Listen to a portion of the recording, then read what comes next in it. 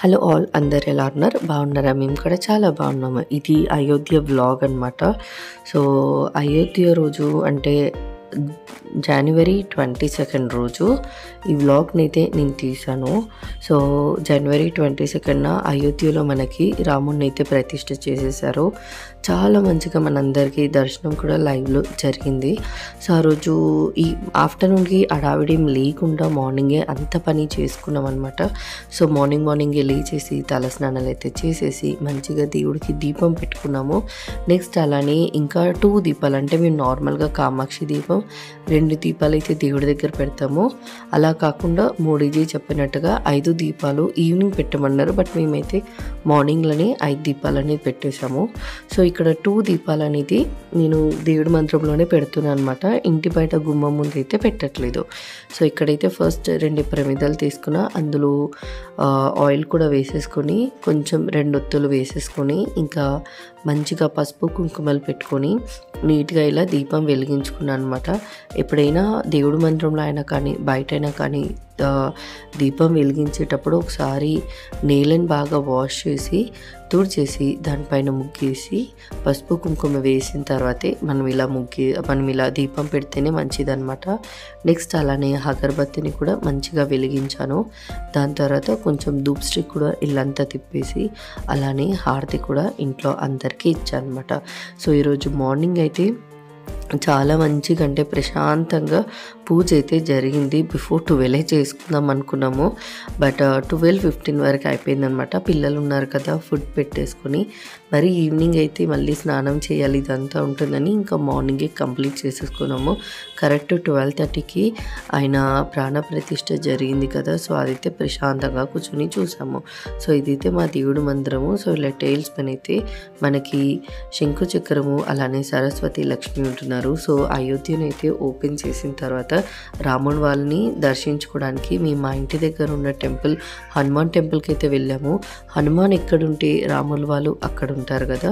So అలానే మా ఇంటి నియర్లో శివాలయము, అలానే నవగ్రహాలు, ఆంజనేయ స్వామి, వినాయకుడు, అలానే శివుడు ఉంటారు, అలానే నాగదేవుడు కూడా ఉంటారనమాట. సో ఇక్కడ నేను 12:30 or 1 o'clock వెళ్ళామన్నమాట. మార్నింగే టిఫిన్ కూడా చేసాము, టిఫిన్ చేసేసే వెళ్ళాము. సో టిఫిన్ బ్లాగ్ అనేది మాత్రము టిఫిన్ వీడియో అనేది మాత్రం ఈ వీడియో ఎండ్లో యాడ్ చేస్తున్నాను అనమాట. ఒకసారి చూసేయండి. నెక్స్ట్ మన ఆంజనేయ స్వామి లోపల దర్శనం చేసుకొని వచ్చిన తర్వాత బయట అయితే ఇలా సీతారాములకి వాళ్ళకి కళ్యాణం అయితే చేశారనమాట. సో మన హైదరాబాద్ సైడ్ తెలుగు వాళ్ళైతే కొంచెం డిఫరెంట్గా పూజ చేస్తారు. బట్ నేనైతే కర్ణాటకలో ఉన్నా కాబట్టి ఇక్కడ ఫ్లవర్స్తో బాగా అంటే చాలా బాగా డెకరేషన్ చేస్తారనమాట. ఏ ఫెస్టివల్ వచ్చినా ఫస్ట్ డెకరేషన్ అయితే సూపర్ చేస్తారు. నెక్స్ట్ మన రాములు వాళ్ళు హనుమంతుడు ఉన్నారంటే అక్కడ కోతులు ఖచ్చితంగా ఉండాలి. సో అక్కడ కోతి వచ్చి లడ్డూని అయితే ఒకటి తీసుకొని వెళ్ళిపోయింది ప్రసాదం ఇచ్చే దగ్గర.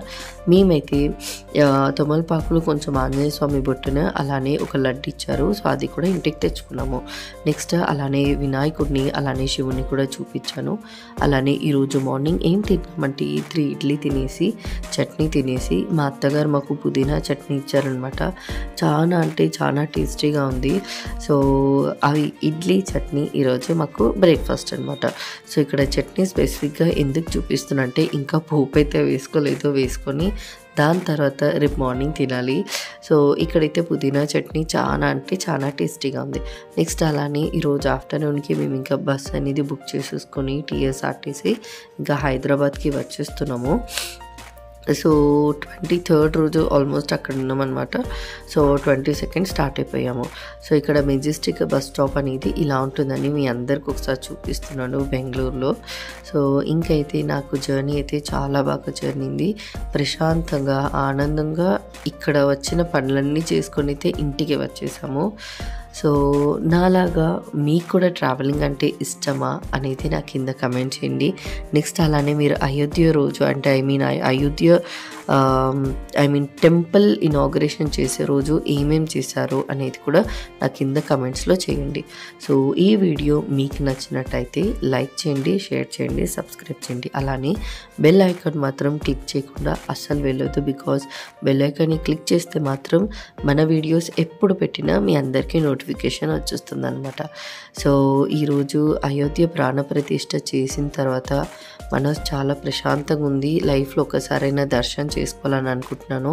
చూద్దాం ఏం జరుగుతుందో. ఓకేనా, బాయ్.